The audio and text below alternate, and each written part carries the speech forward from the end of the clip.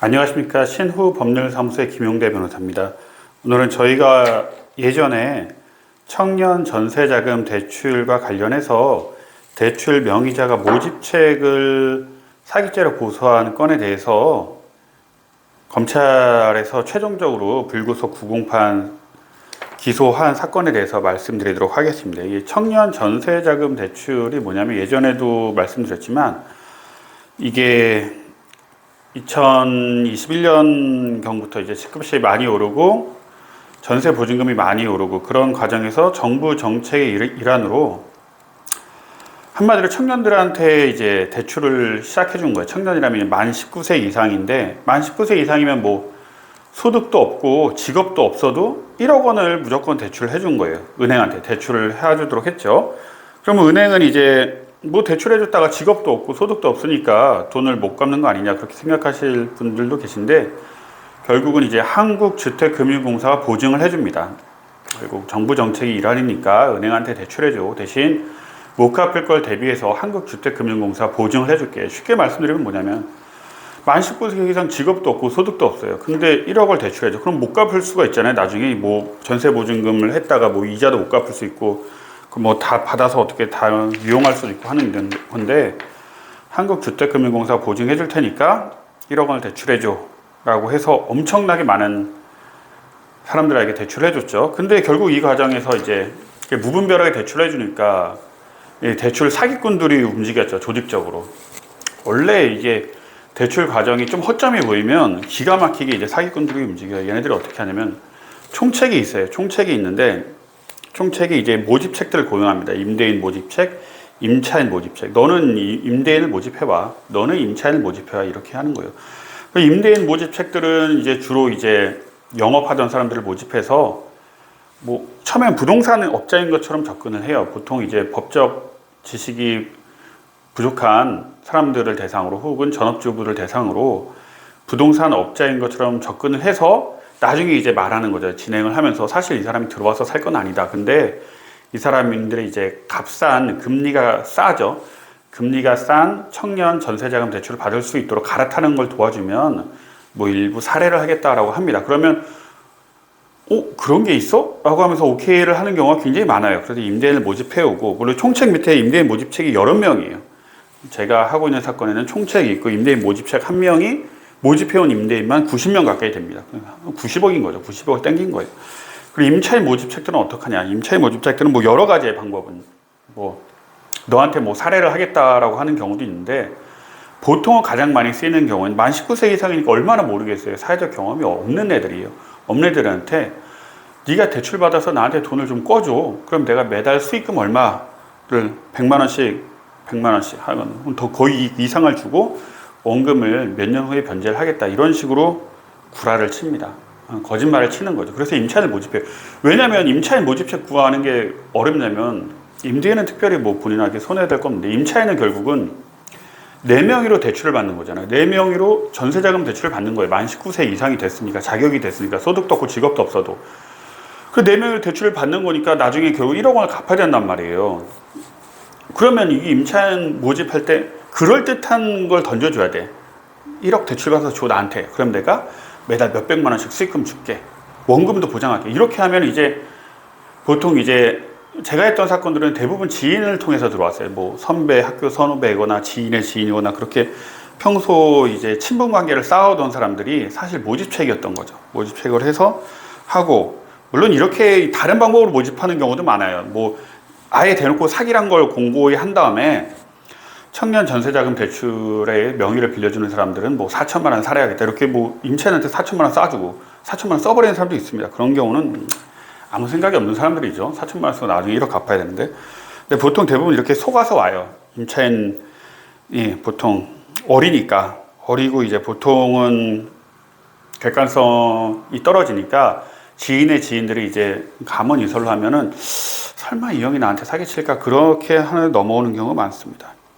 이렇게 돼버리면 어떻게 돼요?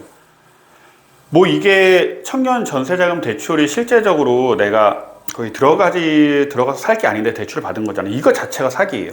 그럼 다 사기죄로 처벌받아요. 물론 그 총책, 모집책들은 범죄단체 조직이라고 해서 관련 법이 적용돼서 보통은 구속이 됩니다. 근데 임대인, 임차인들은 경우에 따라 달라요. 뭐 실형이 나올 수도 있지만 집행유예가 나올 수도 있고, 그 실제적으로 내가 돈을 먹은 것과 이 범행의 경우에 따라 다른 건데 어쨌든 유죄예요. 이 임차인들, 내가 속아서, 즉 나한테 수익금을 준다는 말에 속아서 내 명의로 대출을 받았다고 하더라도 결국 네가 거기서 들어가서 살 게 아닌데도 대출을 받았잖아요. 그러면 전세대출 사기의 유죄인 거예요. 그럼 형사처벌은 받아야 돼요. 근데 형사처벌보다 더 무서운 게 뭐죠? 민사적인 채무죠. 민사적인 채무는 어쨌든 내 명의로 대출을 받았으니까 그 책임을 지는 거예요. 보통은 얘네들이 이제 그 모집책들이 매달 수익금을 준다고 하잖아요. 근데 수익금이 어느 순간 끊겨요. 처음에 몇 달 들어오죠. 어느 순간 끊기고 어느 순간 연락도 안 받고 어느 순간 뭔가 안 돼. 그리고 경찰서로부터 연락을 받아.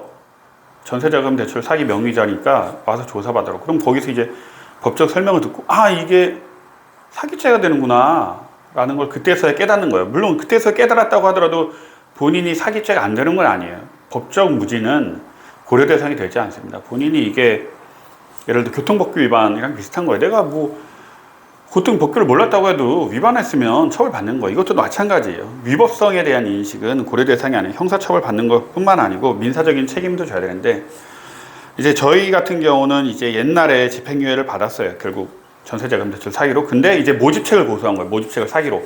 왜냐면 네가 나한테 매달 수익금 준다고 해서 내가 대출 받아서 줬는데 결국 나한테 사기 아니냐. 사기죄로 고소한 건 여러 가지가 있어요. 뭐 결국은 이 모집책도 돈이 없어요. 돈을 다 썩어버렸기 때문에. 근데 결국은 이게 민사적인 채무를 해결하려면 은행한테 우리가 돈을 안 갚으니까 한국주택금융공사가 은행한테 변제를 하잖아요. 그럼 한국주택금융공사는 명의자한테 구상금 청구를 해요. 그럼 구상금 청구해서 이제 협의를 볼 수가 있어요. 뭐 원금만 해서 뭐 분할 변제를 한다든가, 아니면 뭐 정작 아니면 뭐 도산 절차로 들어갈 수 있다. 회생 및 파산. 근데 여기서 첫 번째로 말씀드리는 건 불법행위로 인한 손해배상 채권은 면책이 되지 않습니다. 즉 얘네들이 불법행위를 입었어요. 그래서 손해배상 청구 소송을 했어. 그 판결이 났어. 그럼 그건 면책이 되지 않는다는 거예요. 근데 아직까지 요건에 대해서 뭐 도산 절차까지 흘러간 건 없어요. 왜냐면 이게 2021년도에 이런 집단 대출이 일어났고, 그리고 대출 만기가 보통 2년이잖아요. 그리고 작년부터 이제 막 시작된 사건이에요. 결국 불법행위로 한 손해배상 채권이 면책이 안 되는 건 제가 말씀드리는 건데, 그렇게 되려면 또 뭐 어떻게 해야 되느냐. 이 채권자가 그걸로 인해서 소송을 제기를 해야 돼요. 뭐 다른 단순히 대출금 채무를 갚으라는 소송이라든가 그렇게 돼버리면 좀 어려워요. 그리고 물론 이렇게 단순 대출금 채무 소송이라고 하더라도 뭐 회생이나 파산으로 했을 때 회생법원이 봤을 때 뭐 여러 가지 사정이 있어야 돼요. 근데 이걸 결국 네가 이걸 불법에 가담해서 이걸 한 거 아니냐. 그럼 도산 절차도 기각될 여지가 있어요. 현재 어떻게 제가 정확히 말씀드렸어요. 이 도산 절차로 된다 안 된다 그렇게 말씀드릴 수는 없는 상황인 거예요. 물론 여기서 얘네들이 불법행위란 손해배상 청구 소송이라는 그 소송물이라는 걸로 해서 명백히 들어왔다 소송이, 그러면 면책이 안 되는데 보통은 그렇게까지는 움직이진 않아요. 보통은 아직까지는. 그래서 뭐 여러 가지 가능성을 두고 우리의 향후 민사적인 채무에 대한 해결 가능성을 높이고자, 물론 여러 가지 방법이 있죠. 목적이 있는데 그 모집책을 사기죄로 고소를 했어요. 모집책을 사기로 고소를 했고, 보통은 이렇게 사기죄로 고소하면은 법적으로는 이 결국 청년 전세자금 대출 사기 공범이잖아요. 근데 나는 또 속아서 대출을 해준 거잖아요. 그럼 속아서 대출해 주는 부분은 또 사기죄가 성립해요. 근데 보통은 고소를 하면 경찰에서는 법적으로 정치하게 해서 이걸 분리해서 보진 않아요. 예, 이게 뭐 검찰도 아니고 이미 수사권은 독립이 됐고 해서 어차피 같은 공범이었던 놈들이 이런 걸로 얘네들을 사기죄로 고소해?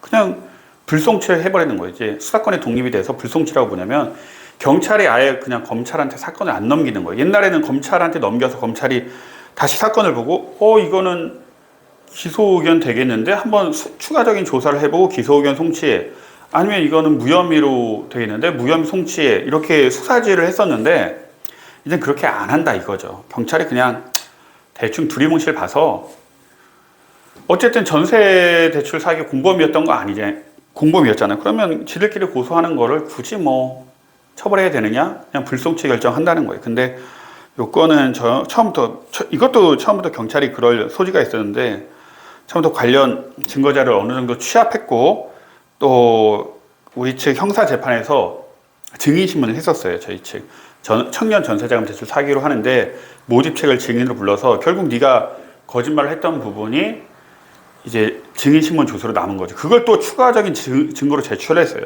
그래서 결국 그 사기, 나를 속여서 나한테 수익금 준다고 속여서 내가 너한테 대출금을 교부한 건에 대해서 사기죄로 기소가 됐습니다. 기소가 됐으니까 이제 유죄가 나오겠죠. 이미 민사재판에서 관련 증언이 확실한 증거를 잡았기 때문에 그렇습니다. 이 건에 대해서는 이제 저희가 유심히 지켜보고 있어요. 향후 이제 이거를 이 어린 친구가 도산 절차를 어떻게 끌고 갈 것인가 아니면 한국주택금융공사 어떻게 협의를 맡길 것인가에 대해서는 아직 문제가 남아있고 요거에 대해서 법적으로 어떻게 해결할까는 지금 명백히 방법이 정해진 건 아니에요. 관련 결국 채권자들이 어떤 움직임을 취하는가, 채권자들이 어떤 액션을 취하는가에 따라 우리도 대응 방법이 달라지는 거기 때문에 그거에 대해서는 이제 제가 좀 말을 아끼도록 하겠습니다.